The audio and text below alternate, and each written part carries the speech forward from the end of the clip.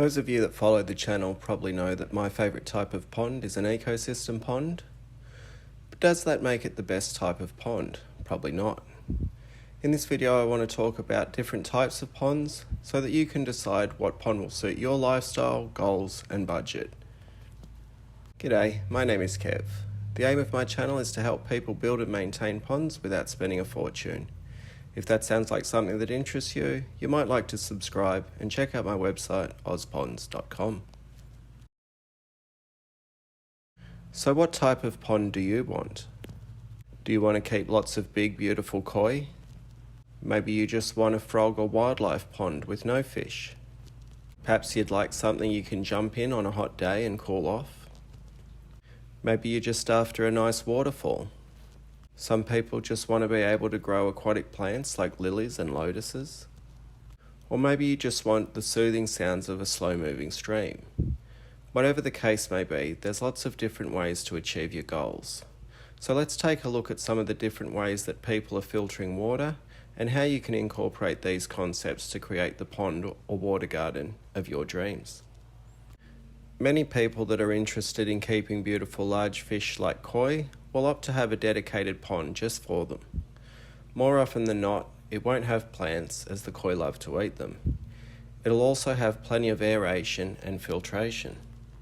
Here's a diagram from Everything Ponds showing a filter system for a koi pond. You can see that water is being pulled into an external pump via a bottom drain and skimmer. The skimmer would have a basket and possible filter sponges to stop larger sediments entering the pump. The bottom drain is connected to a sieve filter, again to stop sediments entering the pump. The water is then passed through a biological filter. This houses beneficial bacteria, and then they're passing it through a UV clarifier to prevent the water turning green, and then the water returns to the pond. There is also an air pump ensuring that the water inside the pond is rich in oxygen. This benefits the bacteria and the fish. A system like this is going to move a lot of water and ensure that the pond itself is kept very clean. The pond will usually be quite deep. The filter systems will need regular maintenance and the water parameters would be checked often. Most likely regular water changes would be a part of the maintenance schedule. In these ponds, the fish are the main focus and everything revolves around them. A wildlife pond, on the other hand, is built for the purpose of providing habitat for any and all animals that might appreciate a watery wonderland. A wildlife pond may or may not have moving water. It will be much shallower than a dedicated koi pond. It will have sloped sides or structures like logs that allow all kinds of creatures access to and from the water. A wildlife pond is almost no maintenance, as you're happy for the bacterias, microorganisms, algae, plants, tadpoles, dragonfly larvae, etc. to find the right balance. More often than not, you wouldn't add fish to a dedicated wildlife pond. If you want a pond you can swim in, there's lots of ways this can be done.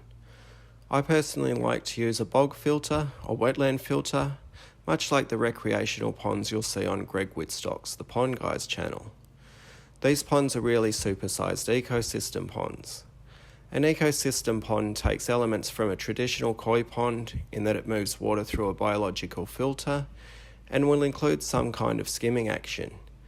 Usually this won't be in the form of a traditional skimmer, but more something that can look natural like an intake bay or negative edge. Bog or wetland filters are much larger than traditional biological filters and require less regular maintenance. The water being pulled into the intake bay and then pumped up to the bog filter provides good water quality and clarity. These types of ponds will have rock and pebble, plants and a few fish. Not too many if you plan on using it to have a dip. Ecosystem ponds are my personal favourites, and you can see how I built this pond and all my other ponds by searching through the previous uploads. Some builders will also add a suction grid under the pebble in the bottom of the pond. This uses an aerator and perforated pipes to pull water through the pebble on the bottom of the pond. The pebble is covered in good bacteria which purifies the water, exactly like water moving through a bog or traditional filter. Then we have the David Pagan Butler style swim pond. It uses a bubble pump similar to a suction grid, but this time it pulls water from what's called a regeneration zone. This zone might have rock, pebble, sand, even dirt, and it's well planted. It has a perforated pipe that connects to the bubble pump. Again, the water is being displaced by the air, and that causes new water to be pulled down through the regeneration zone.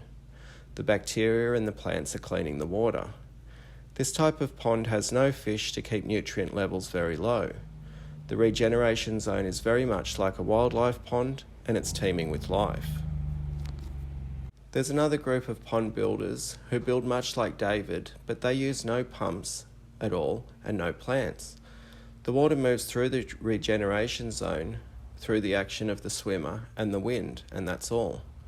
This pond is regularly vacuumed to collect algae and sediments that gather inside the pond. Again, there's no fish in this type of pond. Then we have a fully planted pond.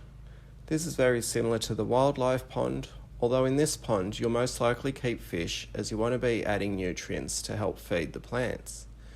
You might also like to have a dirt bottom, as things like lilies and lotus perform best when grown in dirt. These types of ponds will often take on a darker colour, as there's lots of organic materials breaking down inside the pond. Fish will breed incredibly easily in these ponds. Lastly, we have streams and waterfalls. These can be added onto any style of pond if you want to hear the sound of running water. What's important is the amount of flow.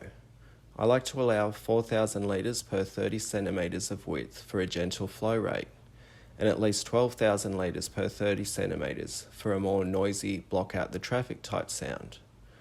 Waterfalls and streams are great as they provide additional filtration. The bacteria are going to colonise any and all wet surfaces within the stream and the waterfall. The moving water is also going to be well oxygenated, which also helps the bacteria do their thing. So all the ponds provide surface area for bacteria.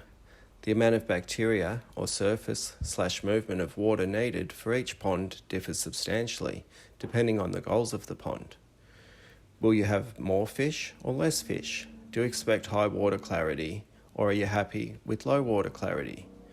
You can mix and match different elements to create your desired outcomes. I hope this video has been helpful and gives you some ideas on the kinds of ways that water can be filtered. As you can see, there's lots of different ways, and I've only touched on a handful of options. I don't think any one pond system is necessarily better than another. It all depends on what the purpose of the pond is. As always, thanks for watching. See ya.